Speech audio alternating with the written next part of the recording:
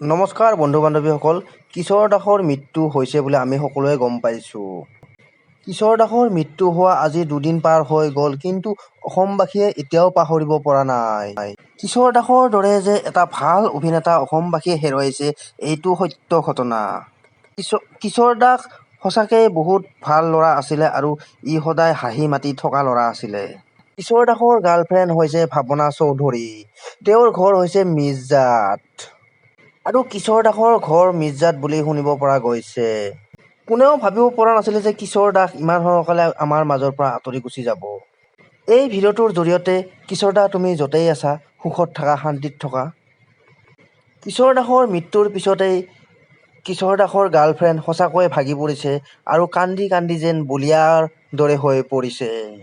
কিশোৰ দাসৰ প্ৰেয়সী ভাৱনা চৌধুৰী এতিয়া বহুত দুখত আছে বুলি শুনিব পাৰিছোঁ।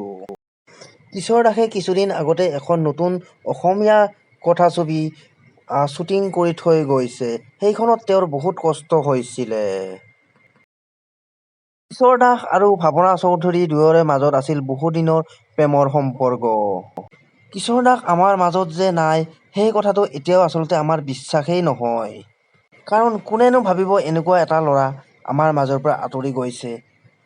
সঁচাকৈ কিশোৰ দাসে সমগ্ৰ অসমবাসীক কন্দুৱাই থৈ গুচি গৈছে। কিশোৰ দাস আৰু আমাৰ মাজত কেতিয়াও ঘূৰি নাহে, এই কথাটো সত্য। কিন্তু আমি কোনেও মানি ল'ব নোৱাৰোঁ যে কিশোৰ দাস আৰু কেতিয়াও ঘূৰি নাহে। এনেকুৱা লাগে যেন কিশোৰ দাস জীয়াইয়ে আছে আৰু সদায় জীয়াই থাকিব। হে কিশোৰ দা, আপুনি য'তেই নাথাকা কিয়, সুখত থাকা, শান্তিত থাকা, কুশলে থকা।